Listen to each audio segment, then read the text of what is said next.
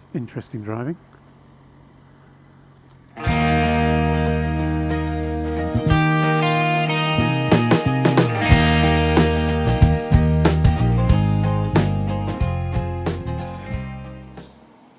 Good afternoon everybody, Cam Biker here, and I'm just in the back cave and I thought while I'm here, a few people asked me to do a bit of a review of my tank bag.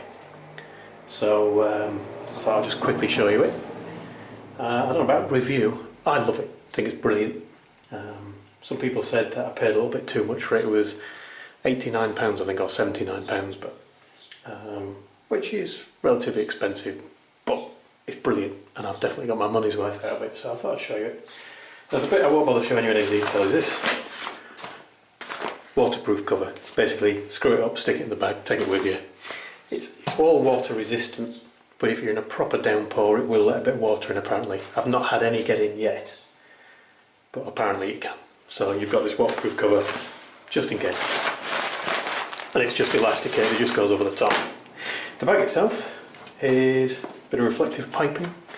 Not that I'm sure that will help when it's behind a screen, but you know.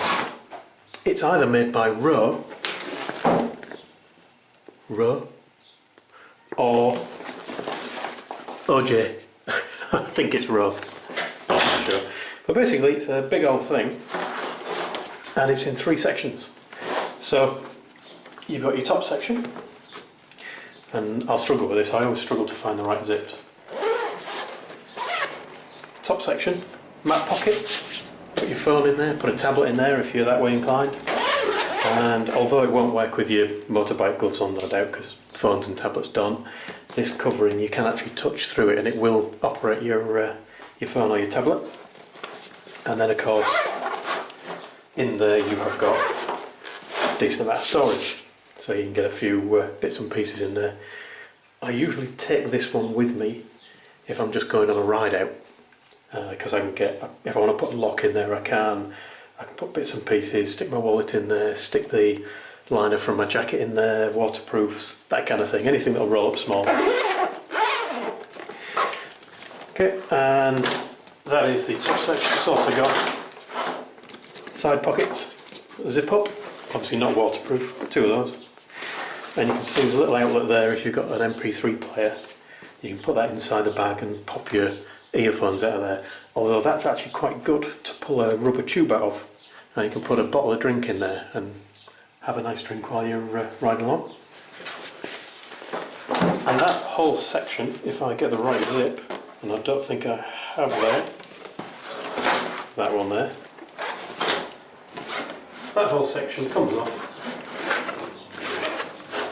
just unzips. I say it's a little bag, it's got a carrying handle, pretty nice, and I'll take that one with me by itself, as I say, for most small rides. If I'm going out somewhere with Mrs. Calm, what I'll do is I'll take this section, and again it's very similar. Side pockets a little bit bigger on both sides, carrying handle, and it's also got a little zip pocket for your keys and whatnot. Again, you can put your MP3 player in that one and pull a wire out, so that's quite good. Access to another map pocket, so if you've not got the top one on you still might want your map or your phone in there. All these zips, by the way, have got little magnetic end pieces on, so they stick and don't flap about once you're moving, which is cool. And this one again, you can unzip, bit of storage in there. It's about the same size as the other one, slightly taller if anything, but it also has the extra zip, which again I need to find.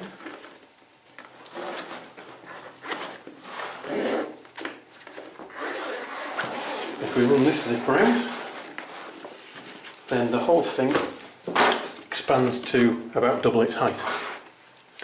And you can actually fit a helmet in there, so when I'm out with Mrs. Calm, we'll put a little helmet bag in there for the ride, take it out when we get there, her helmet goes in that, my helmet goes in this, and we don't have to carry our helmets around without a bag, or carry our helmets around and a bag. So that's really neat.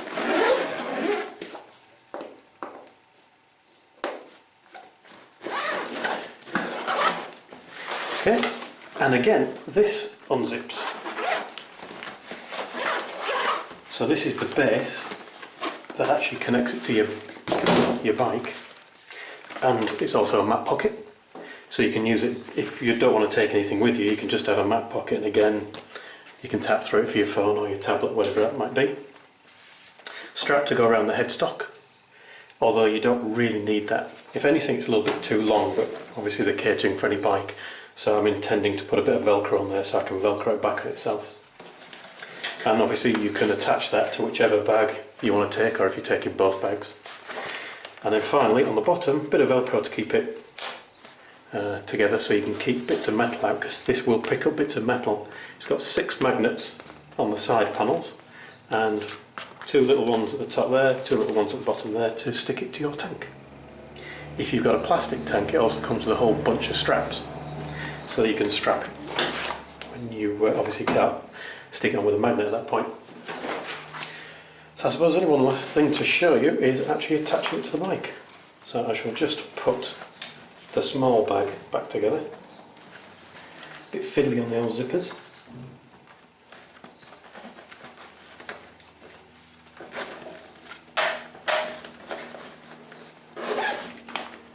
So zipping the base back on, and again magnetic fastener to stop everything flying about. So let's go over to the bike. Okay, so we're over at the bike.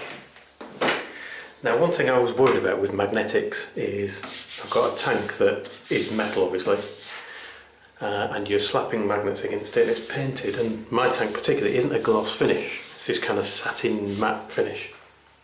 So, a bit wary about putting magnets on there. You could get any old bits of gunge underneath there and end up scratching your tank if the thing's sliding around, or if the magnets have picked up any little shards of metal and stick them on. So there's 2 things I've done, and these tips were given to me by a couple of people. I got it off Roadcraft Nottingham's video, and also Danny G 1980 was talking about it. So I've got a couple of bits of this non-slip stuff that you stick underneath your rugs if you've got a hard floor. I've only got 2 bits because it wasn't quite big enough for the bag. So the one in the middle protects the tank from the middle magnet, and the ones on the edge from the magnets that fall down. And then once it's on there, it will not move. So the bag won't slip forwards and backwards, which is probably the reason why I don't actually need to use the strap at the front to tie it on the headstock. I do it anyway, but probably don't need to. And then essentially, you make sure you can see this. You open up these, check it hasn't picked up any bits of metal anywhere that could do any damage. None on there. Line up the centrepiece, and on it goes, and then the magnets go, and that is not going anywhere. And then say finally, just loosely, really it's the last resort if you're in an accident, I suppose. Although maybe in an accident you want the bag to go flying, depending on what you've got in it. But you just run that around there, clip it together, and you can see it's loose. It's not interfering with the steering. And then I say I've got this little extra bit that I've not done anything with yet, so all I do is use one of the side pockets. So I just unzip that a bit and put the strap in, and that just stops it flapping about and annoying me. So that's it, the Rho or OJ, depending on how you look at it. Maybe it's OJ looking at that. Kind of OJ on that side. Yeah, so I guess it's OJ. The OJ magnetic tank bag. Somebody's going to tell me it's Rho now. But there you go. And there's the attachment on the front. Let's wander around there so you can see a bit better. You can see this is very loose. And you can see all of the magnets are on top of that non-slip, and it's not going anywhere, that. It's absolutely solid. And when you're on the bike, plenty of room to get your arms past, and you can even tuck down quite low without it interfering with your riding.